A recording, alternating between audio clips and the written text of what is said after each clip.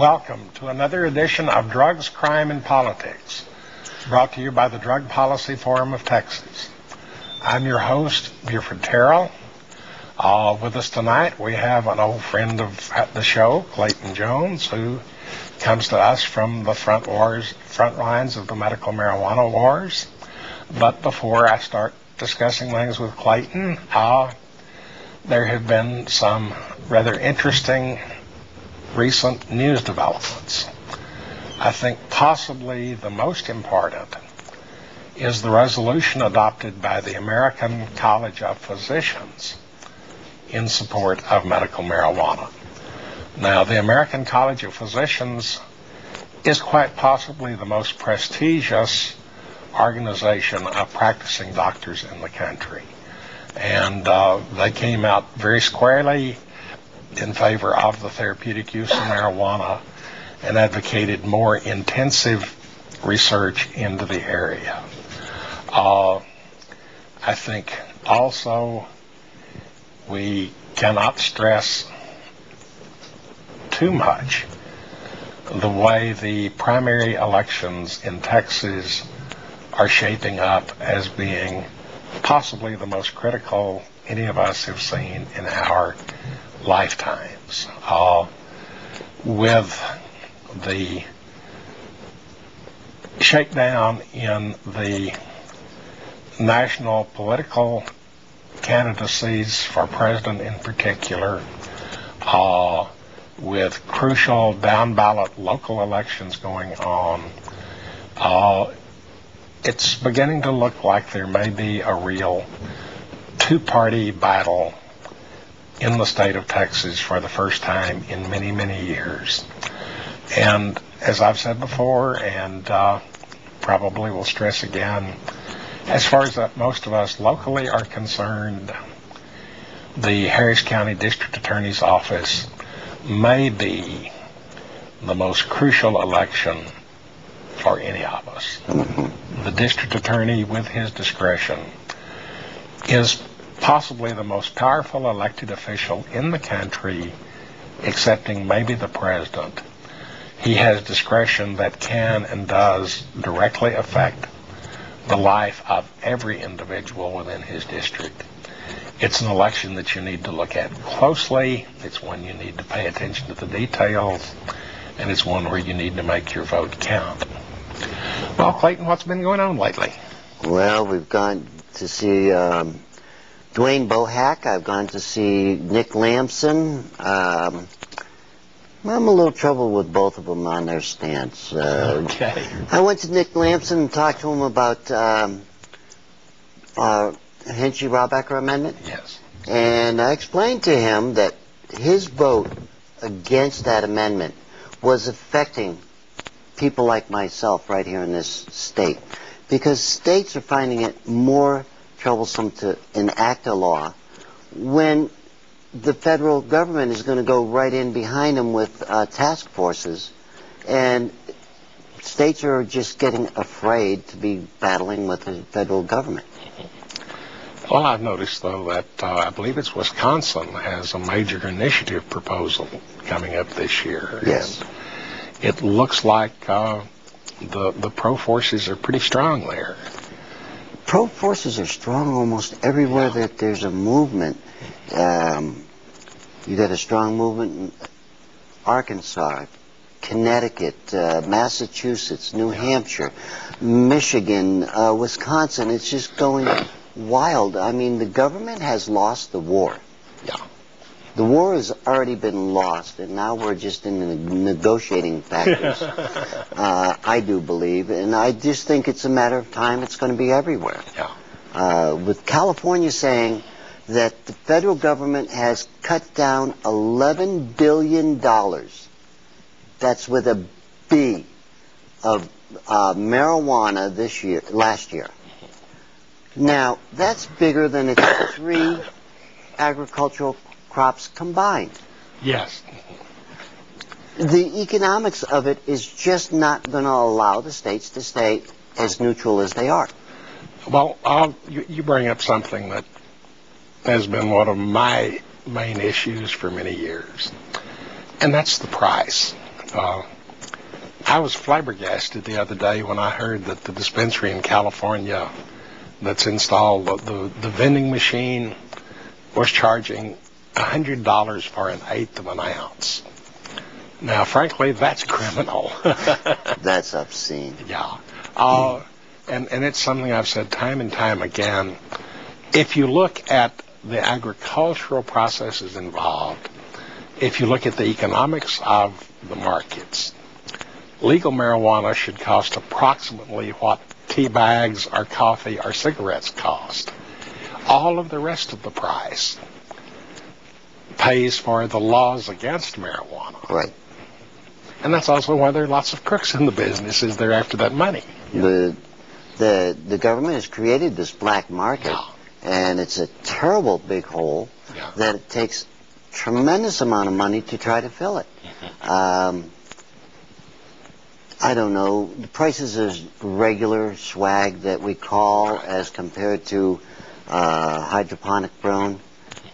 Hydroponic grown should cost what our regular costs. Look, again, if you go to the grocery store, you can compare hothouse grown tomatoes against the normal tomatoes, and there's a slight difference in price, but not much. And that's the same difference we're talking about. Right. Between hydroponic marijuana and street swag. Well, street swag is nothing more than good marijuana that hasn't been taken care of very well after it's been cut down. Yeah. That's the only difference between swag and good homegrown. It's all in the way you take care of it. Yeah. Now, I needed to talk about Nick Lamson. Okay. Tell us about Nick Lamson. I explained to him how his vote against Hinchy Robecker was making it more difficult for other states to enact medical marijuana laws. Yeah. Only because of the federal enforcement. Yeah. And he said to me that he didn't realize it was doing that he and his staff would check into it more, and I would hear from him. And I seen him a week and a half ago, and I still haven't heard back. Yeah. And it would be a real good idea if everybody in Nick Lamson's district would call him and tell him that you're in favor of medical marijuana, the reasons why you're in favor of medical marijuana. Go ahead. Go ahead. Well, let's take this caller and then come back and talk about that. Hello, caller. You're on the air. Hello. I got a question. Yes. I want to ask your guest if the smoke don't damage his lungs. Okay. That's The smoke damage to the lung. Thank you. That's a good question. Yes, there is a lot of tar that goes along with cannabis. But they are saying that there is some of the cannabinoids that are within the trichomes are actually prevent lung cancer. Nobody has ever acquired lung cancer from smoking marijuana. I think this is interesting, is when you go back and look at all of the scare stories about marijuana and lung cancer, all of them say tobacco causes lung cancer, and since marijuana has the same chemicals, it should. But no one has ever produced the bodies. UCLA Medical School, which is probably the leading lung institute in the world, claimed never to have found a lung cancer in someone who smoked only marijuana. Mm-hmm. Of course, the big asterisk there is I know too many people that smoke both. Both Kaiser Permanente and Johns Hopkins did long-term retrospective studies on the records of people under normal medical care. And over a 30 to 40 year period, they found absolutely no measurable differences between marijuana users and non-users.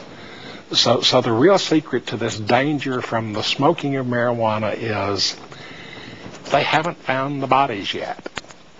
And other than that, many people use vaporizers with their marijuana rather Right. than actual smoking it, which reduces Even more. Yeah. You have none of the carcinogens that go along with leaf matter, Yeah. vegetative matter that burns. Vaporizers are probably the best thing that anybody could use. Yeah. Saves your lungs. It makes you feel better. It won't give you chronic bronchitis like cigarettes or any other kind of smoke. Yeah, you won't sound like I do. Yeah. Well, going back to Mr. Lamson and Hinchy Rohrbach, first we might should explain what Hinchy Rohrbach is. It's a bill in front of the House of Representatives that would deny funding to the DEA for use against medical marijuana patients or distributors in states that have medical marijuana laws. Right. It's a part of the Commerce, Justice, State Finance Bill. Right. And that's exactly what it does. It allows the federal government to go around the state laws and enforce federal laws with their drug task force money when in the states that say that they don't want this interference. Of course, I have my problems with Hinchy Rohrbach because all it does is deny budgeted funding to the DEA. And my cynical mind goes back to Reagan and Iran-Contra, where when Congress cut off funding to send money to the Nicaraguan rebels, all the Reaganites did was instead sell arms to Iran and use off-budget money. And with the confiscation schemes, I'm afraid the DEA is going to figure out that they have enough off-budget money so that they can pretty well ignore Hinchy Rohrbach. I'd much rather see a straightforward statute that says the feds will respect state medical marijuana laws. Well, I still don't get it. In the Constitution, I do believe it says that anything that isn't covered in this document is state rule. And drugs is not covered. Well, the problem is that doesn't really give any rights to the state. Two provisions of the Constitution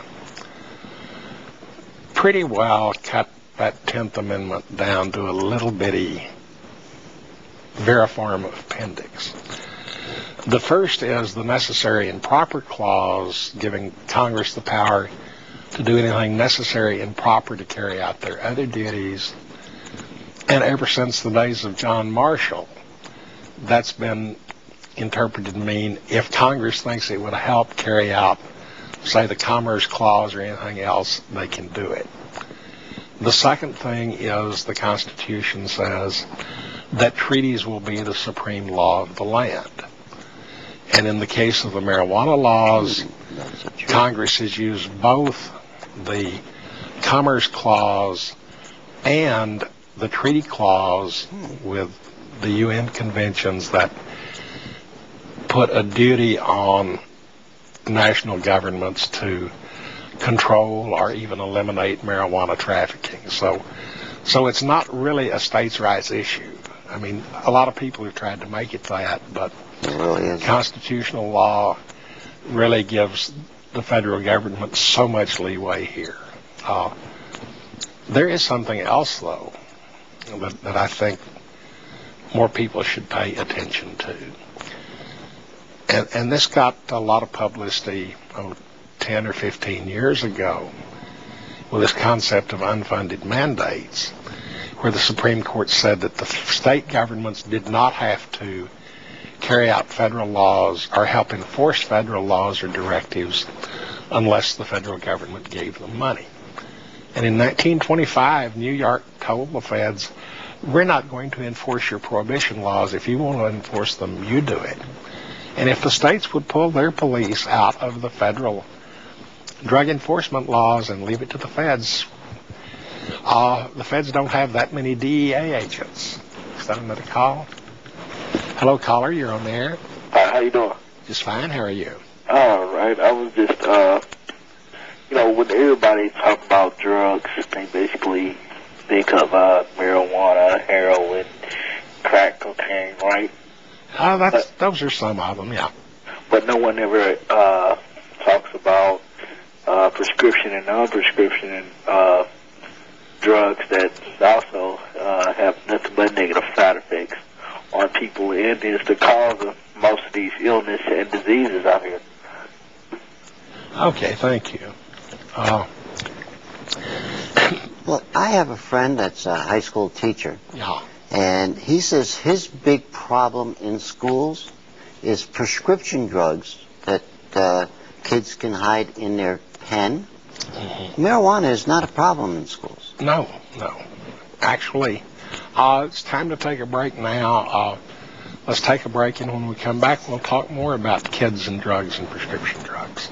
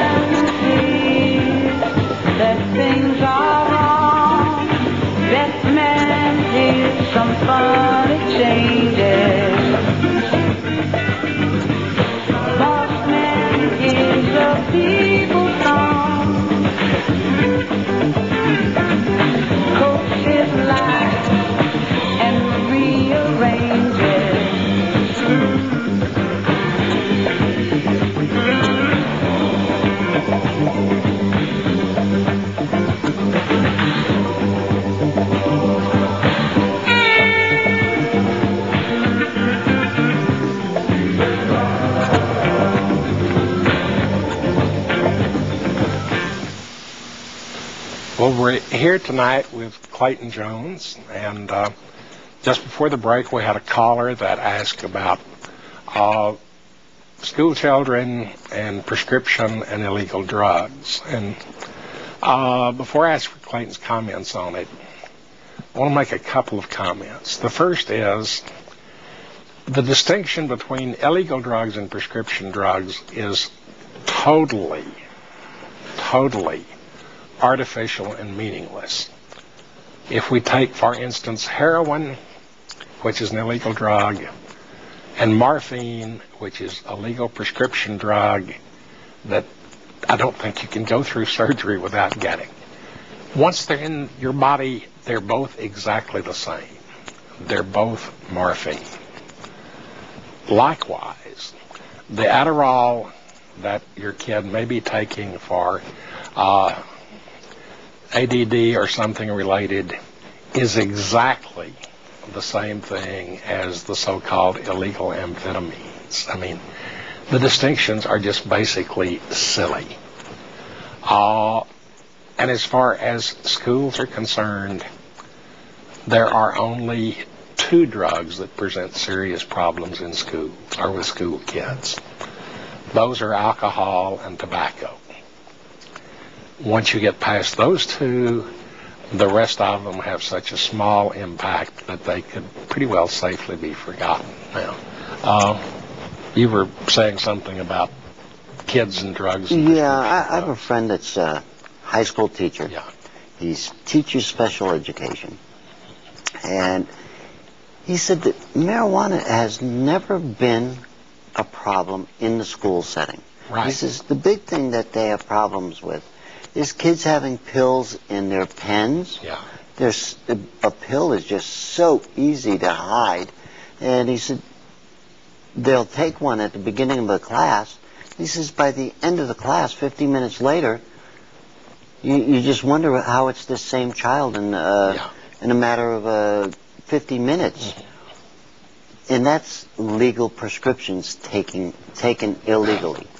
And the thing is, the pusher there is an unconscious pusher. It's probably the parents. I would say if you went into most households today, there would be either some Vicodin left over from a trip to the dentist, or there would be a little Xanax or something like that around. And the kid takes one or two pills out of the bottle. The parents never miss it. But even so, the total number of children using it that develop any kind of long-term or serious problem is pretty negligible. Very, very low. Yeah. I don't feel that drugs, illegal drugs, are as detrimental as they try to make them out to be, because aspirin kills more people than heroin throughout the country. Yeah. Every year. Aspirins kill more people. Tylenol kill more people. Aspirin and Tylenol together, I think it's about 7,000 or 8,000 deaths a year. Right. And for a while there was a lot of hysteria about ecstasy, and I think at the worst year there was something like 27 or 28 deaths associated with ecstasy.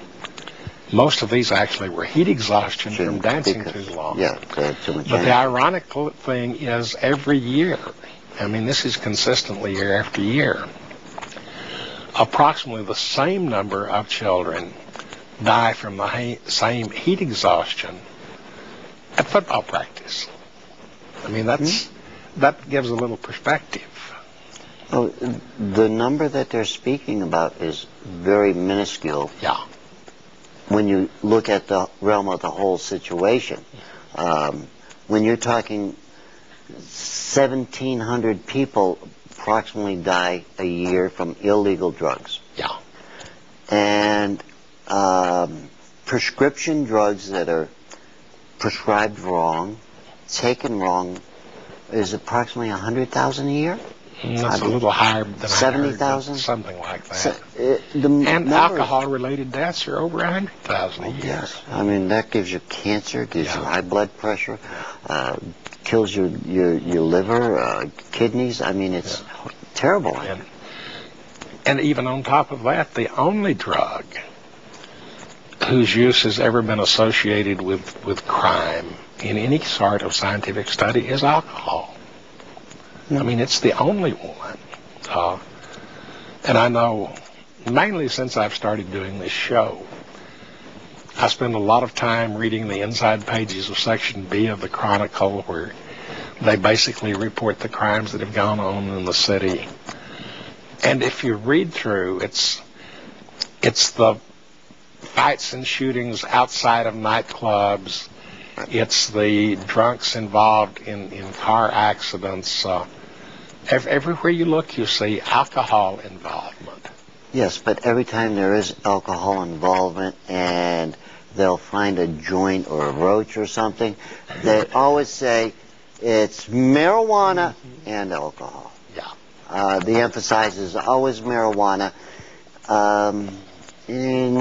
Well, I'm going to give a small, little bitty, barely gold-tinted star to the newspapers. Because 10 years ago, when you read these stories in the paper, it would always be alcohol and drugs. Now at least they've gotten to the point where they say alcohol and other drugs. Mm-hmm. So that they're at least... And to me the problem has always been, it's the wrong focus. That we've been looking at the drugs, and they're just chemicals. Right. The focus should be on the users. Some people do abuse drugs, there's no doubt. Some people do develop dependencies, there's no doubt about that. But it's because of something about that person. It's not because of the drug. No, it's not. I mean, my son had a problem with cocaine. It wasn't the cocaine. Yeah. It was him. Yeah. And when he got himself straightened out, he got the cocaine under control. Yeah. And I never forget one thing I heard Drew Pinsky say, who's a doctor who's the head of the inpatient dependency unit of one of the big Los Angeles hospitals. And he deals with alcoholics and other dependents on more or less an equal basis. And the claim he made was that every one of his patients, and this was what blew me away, he didn't stutter, every one of his patients came from a dysfunctional family and had been the object of physical or sexual abuse. I mean, and everything I have seen seems to indicate that it's children and adults with some sort of emotional or behavioral problem that get in trouble with drugs. Normal kids may experiment with them and walk on. People may use alcohol or marijuana socially, like a lot of people we know, and it doesn't affect their lives. It's the handful that are already hurt. Right. And they're the occasional ones that will get really bound up with it, and their lives just go down the drain. Mm-hmm. Yeah, I remember a year or so ago, 6 months ago, Oprah had a show about people whose lives were ruined by methamphetamine. But sure enough, they took one hit of crystal and their lives were just destroyed. And she followed them through rehab. But when you listen to these people tell their stories, every one of them had had school trouble, they had been running away from home, they had already been involved with drinking, they had used other drugs for many, many, many years before they ever ran into that. Crystal meth. Yeah. I mean, look, the gateway drugs, let's face it, is alcohol, tobacco. Yeah. That's where people normally start on drugs. I don't know anybody that's just started on heroin and never had anything else.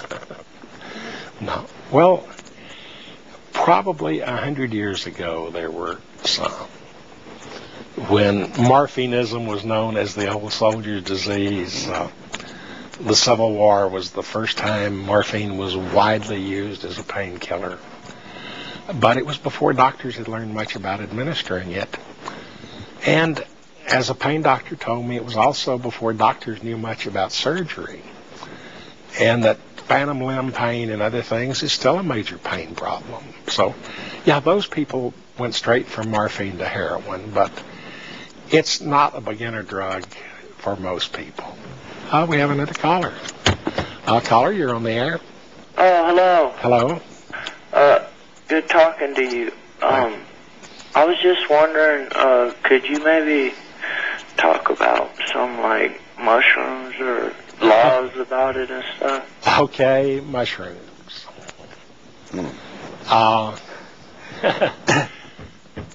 I guess maybe the place to start is to define a few terms.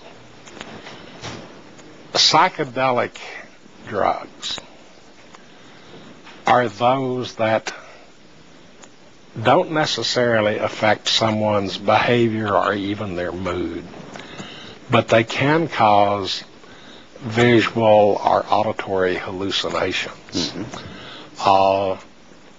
The big psychedelic drugs in this country, at least, have been LSD, peyote cactus, and psilocybin mushrooms, called shrooms a lot. Once again, these are relatively safe drugs. The deaths that have been reported are very, very rare. The main problem seems to be flashbacks. Unfortunately, the psilocybin mushrooms are a class 1 drug, just like heroin and marijuana. So it's time for another break. I hope that at least started to answer the question. So we'll see you in another minute or two.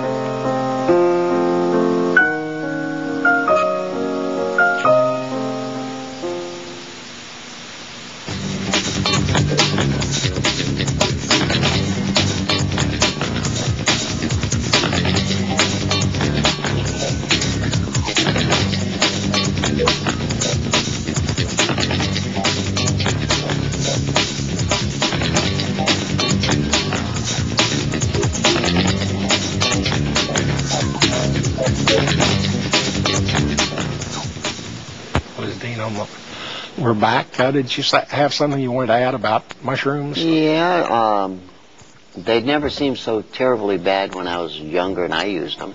Yeah.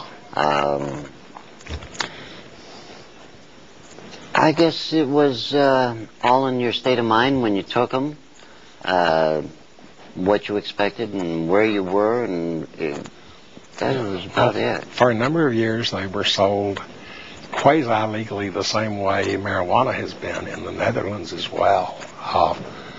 The problem is, don't go pick them yourself unless you're really an expert, because there are poison toadstools out there as well. Hello, caller. You're on the air. Hello, Buford. Hello, Clay. Oh, hi, Dean. Hey, Dean. Yes, a great show. I wanted to chime in a couple of cents, if you will. Okay. I wanted to offer some advice to the last caller inquiring about mushrooms. As you said, Buford, be careful. You can certainly make a mistake in your selection of which one is the appropriate species. But a lot of folks don't realize this, that in nearly every cow pasture in the South, those mushrooms are growing. And, it's like trying to stop shoveling the tide, as they say, if they really wanted to get serious about it. And also there was a major article in this past week's Houston Press about the fact that peyote in Texas is legal for certain people to pick and to sell. They can harvest it. They can sell it to qualified Native American church people, but I'm not sure that we have a Native American church exception in Texas. Well, they're selling it in Texas. I don't know if that's what the story alludes to. We're going to have, as our guest next week, I don't have the gentleman's name in front of me, but professor of botany at Sul Ross University. That's out there where it's grown, yeah. In those cactus. Yeah. But let's see, what else was I going to relay? Oh, you were talking about the impact, the reasons why certain people become addicted, suffering abuse and so forth. Yes. And our good friend Dr. Tom O'Connell has done a major study on those that wind up using medical marijuana, and he found almost universal history, if you will, within their family, either a missing father or distant father. Yeah. And that a lot of these folks went on to use harder drugs, but came back to marijuana because it helped to quell their pains and miseries. I wanted to talk about our district attorney.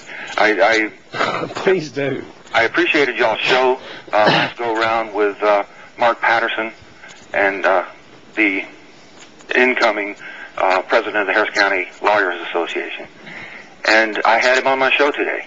We had the special hour and a half of pledge time, and he stayed there for the full hour and a half. Yeah. And it was wonderful to share his words, his understanding of this drug war with my listeners. Let me interrupt here.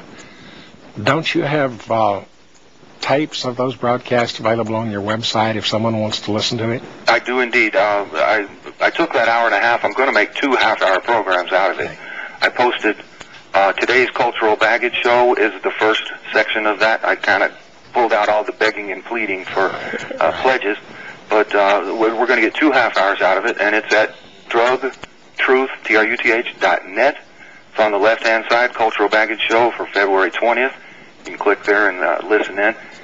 And we also had this week some other astounding news, information that was reported by the Lancet, the world's, some say, leading medical journal, and rating the top 20 drugs. And the BBC had done a program around that, and I used sections of that to show their interpretations, though the one that really gets me is they show solvents as being slightly less dangerous than marijuana.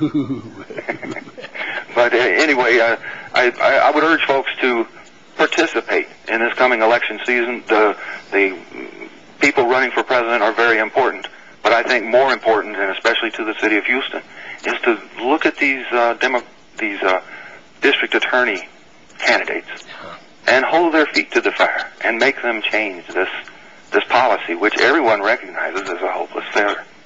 Okay. And tell us again, Dean, where your radio shows are. Okay. On Tuesdays and Wednesdays at 11:30 a.m. to noon. On Tuesday is Century of Lies. On Wednesdays is Cultural Baggage, and then 5 or 6 days a week at 4:20 p.m., you can hear the 420 Drug War News, and these are all available at KPFT, which is 90.1 FM. Thank you, Dean Becker. Okay. The election is just too important for any of us to slight it in any way. I mean, district attorney has more power than anybody else in your county. I mean, it's amazing, and we have to have people that aren't really there for us. Right. We have another caller. Caller, you're on the air. I'm calling about that peyote story in the Houston Press. There were two things that really popped out at me on it. And first of all, what one of the main points of it was is Texas is the only place where it is legal, or pseudo-legal. But I've come to the conclusion that, all-out legalization or decriminalization of any one of these drugs is not the right way to go. I would not want to see it, maybe the use of this or that, but not the sale of. And, I would like to see some controls over how it's grown, at least as much as we control, lead in toys.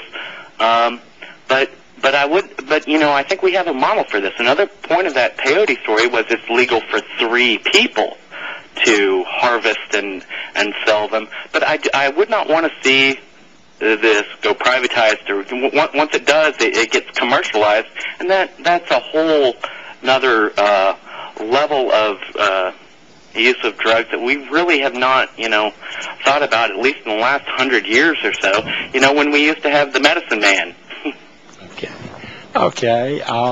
You happen to have hit one of my hot buttons, caller. And this is, you talk as if making a drug against the law is the same thing as making that drug unavailable. That's not true. It's hard to get statistics on illegal activities, but it's quite probable, for instance, that we have more opiate dependencies today than we did in 1913 when it was last legal. All we have done is move the commerce to where it's illegal and run by crooks instead of being out in the open. Teenagers have an easier time getting illegal marijuana or illegal mushrooms than they do getting legal alcohol. What happens is the price of marijuana jumps from the $1 an ounce you pay for tea bags to $100 an ounce. And that $99 attracts the worst kind of crooks in the world. It goes to corrupting police and court officials. It goes to promoting violence. Heroin, which is at least $100,000 a kilogram as a black market, when it was legal, sold at the same price as aspirin. By keeping it illegal, what we're doing is fueling this horribly, horribly violent, corrupt black market. The indications are that everyone who wants to use drugs is getting them now. We haven't cut down on the use by making drugs illegal. We've merely fueled a vast, corrupt, illegal black market. You want to? Oh, another caller? Okay. Hello, caller. You're on the air. Yes, go ahead. All right. Hello? Yes. I was going to make a comment. We were talking about, well, first of all, prohibition never works, right? And about the black market issue, marijuana is something like one of the most profitable, I forget the number, but one of the most profitable drugs out there. And if it was made legalized, wouldn't that, that would it would make sense that it would put a big dent in that business. Okay. Thank you for your comment. And I might say as a parallel, if you wanted to buy beer in 1932, you bought it from Al Capone. If you want to buy beer today, you buy it from Anheuser-Busch. Now, Which merchant do you dealer? want operating in your neighborhood, Al Capone or Anheuser-Busch? That's the difference between an illegal commodity and a legal commodity. Exactly. Yeah. If and when they ever make cannabis more mainstream, more legal, Yeah. the price will drop tremendously. Yeah. Well, as I was saying, my figures are based on comparative shopping. That it's actually harder to raise tea than it is to raise cannabis. It takes much more work to raise coffee than it takes to raise cannabis. And if those sell for $1 an ounce or less, there's no reason why cannabis should be $100 an ounce. Hello, caller, you're on the air. Yes, hi, Buford. Hi. A couple of points here. I was wondering if you had heard anything recently about the Swiss, basically registered addict program. I know they had gotten rid of Needle Park, but a few years back they'd had a national referendum and decided to keep their registered addict program, medically provide for heroin addicts. So Yes.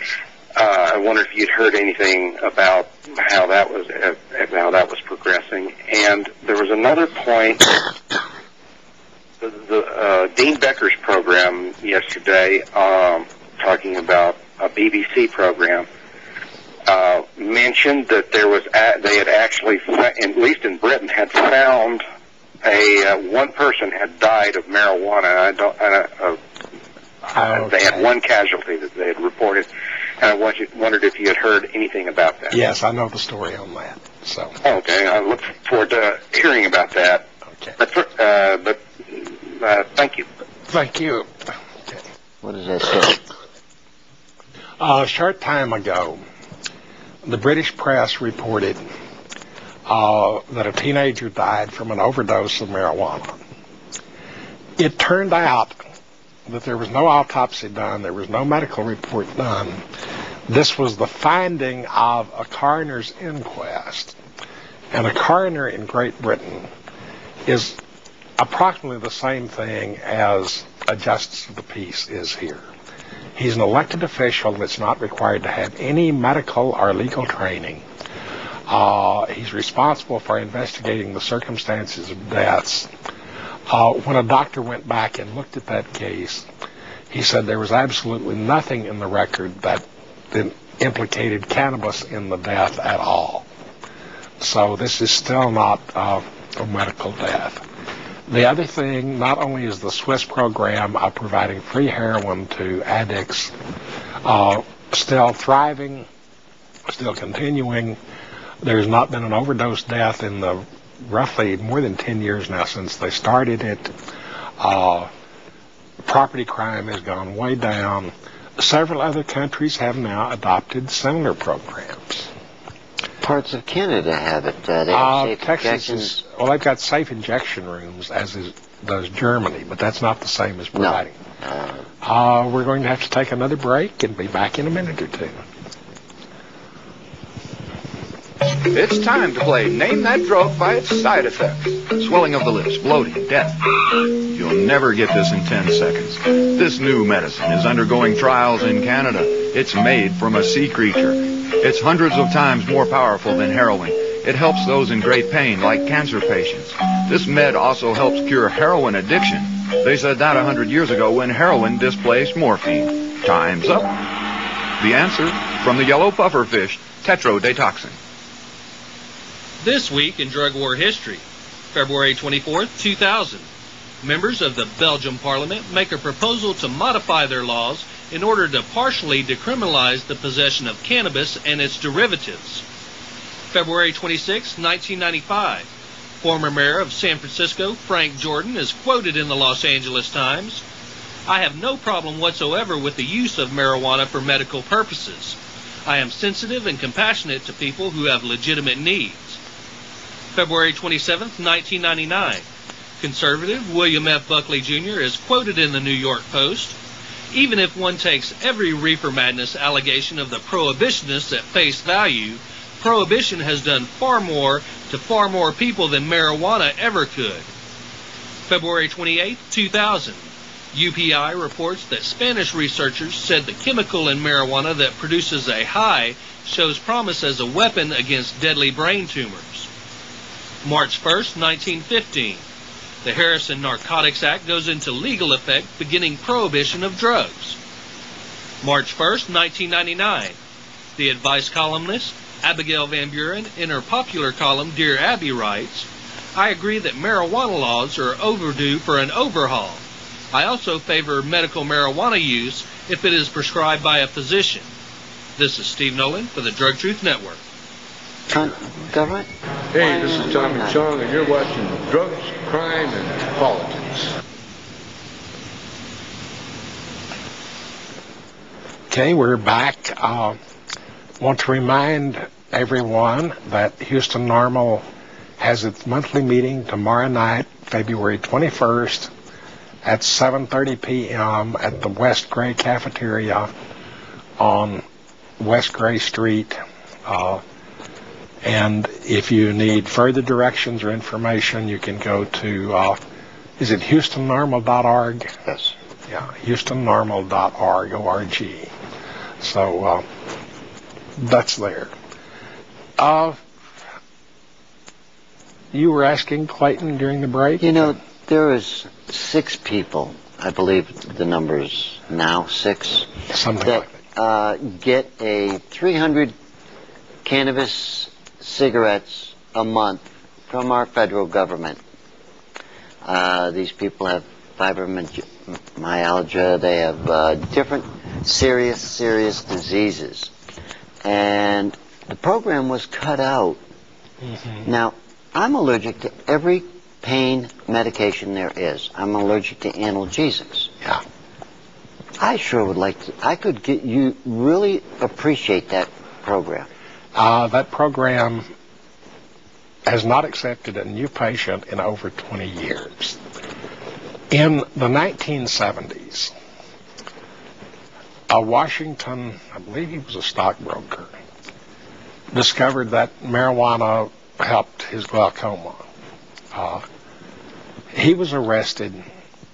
Remember what happened to the criminal charge. But he then, in turn, turned around and sued the federal government, claiming that their law made it impossible for him to get his medicine. The federal government settled that lawsuit. And in terms of settling the lawsuit, they kind of played funny with the law and created what was called a compassionate use program for cannabis as a medication. And in order to be a patient under this program, you had to go to your doctor. He had to agree to do the paperwork and supervise you as a patient in a clinical trial process on marijuana. Of course, the federal government never conducted any studies or trials, but your doctor had to agree to do the paperwork. In return, the government would send you marijuana from their official farm in Mississippi. It turned out 300 cigarettes a month was what they sold.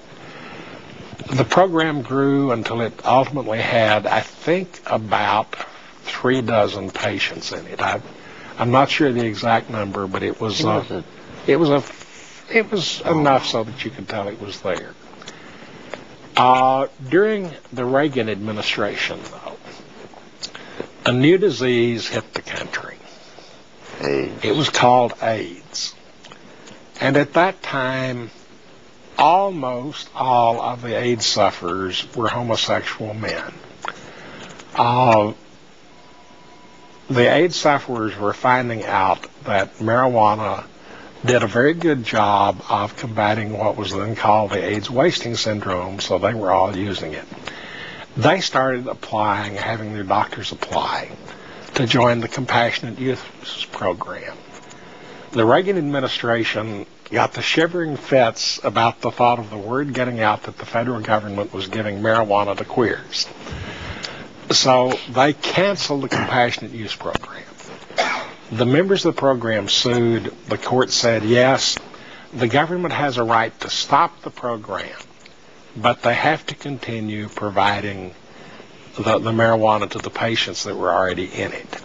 So the 2 or 3 dozen or so that were enrolled at the time have continued to receive their marijuana, but no new patients have been accepted since that time. I just don't understand how people aren't good enough for it today. Okay. I don't either. We've got another caller. Hello, caller, you're on the air. What's today's topic? We've been talking about several things, but mainly medical marijuana. But what's on your mind? Drugs in the neighborhood is bad for our children. That's why we should regulate, tax, and control. You know, we do a very good job with alcohol. We do a pretty good job with tobacco with children. The problem is that the reason why there are drugs in your neighborhood is because they're not in your drugstore. Now, this has particularly been a concern historically in the black communities around the country, that they see drug deals going on in the street corner by their house. They see crack houses in the neighborhood.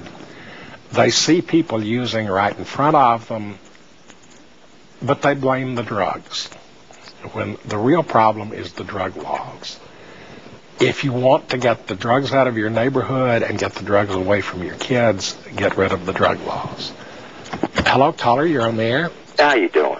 Pretty good. I'm trying to get some information on the 12-step program and drug treatment, and Okay. you know, when the epidemic came out, and how that doesn't work for a whole lot of people.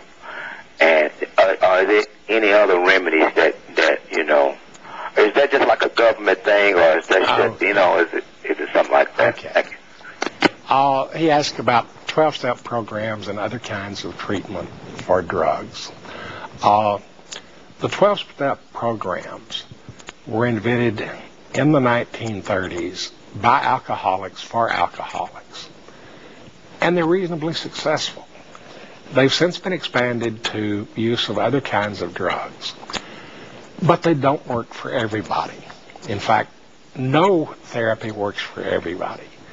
In terms of substance dependencies, the figures the federal government came up with in their drug farms in the 1930s is that 85% of those going through therapy will relapse and use again. And that number's still pretty good. Those who are able to completely clean up normally go through therapy, relapse, go through therapy, relapse, and after several times they make it. Most of the time, I think the current thinking is that for a substantial chance for drug therapy to work, it requires some sort of isolation for a period of at least a week or longer to detoxify the body and get the drugs out of the system, and then some sort of intensive therapy for at least a year after that. Some of the better ones have residency programs for as long as 6 months. But there's a lot of backsliding on all of them. Yeah. There's a lot of great rehabs right here in Houston. There are for-profit regular medical providers. There are non-profits of different kinds. There are government-subsidized programs. Most of the 12-step programs are volunteer programs that are self-run by the people in them. Mm-hmm. And if you look, there are information about those everywhere. And what we need to do is, instead of sending occasional users of drugs to prison, we need to send them to a rehab and actually give them a chance to get their lives together. Okay. We're about to run out of time. As usual, I like to share a thought with you before we go. My thought tonight is that the word I have been hearing through the political season so far is change. I think that if we are careful and concerned about our voting this year, this may be the time that's right for change in the drug laws. That we're getting a lot of candidates, a lot of politicians that are starting to sound more responsive to the people rather than forcing their own narrow views of what's right and wrong down on everyone else. I think that if we all vote correctly this time,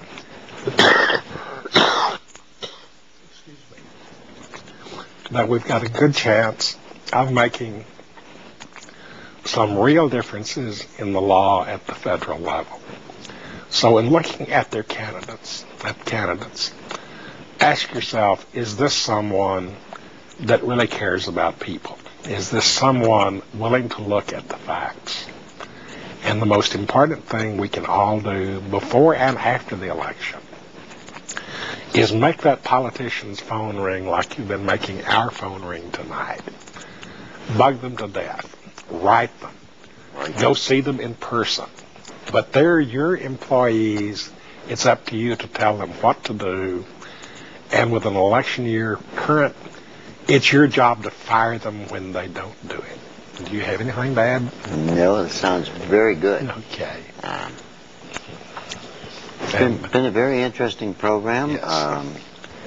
I enjoyed our talks tonight, and hopefully things will get a little bit better from time to time. And I want to apologize. The tree pollen has been bad in Houston, and I have not been using marijuana to open up my bronchial passages, so I hope my voice hasn't been too destructive. Thank you for joining us. Remember, your vote is your major weapon, and bug your politicians to make them follow your will. They're your employees, not your rulers. And thank you and good night.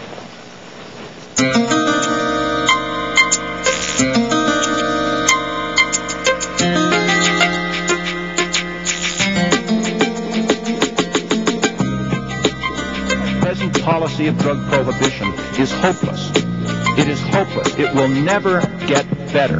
Literally, victory today is being defined as slowing down the pace of defeat. We ought to listen to science and medicine when it comes to whether marijuana or any other substance has a medical benefit. The fact that marijuana is a less dangerous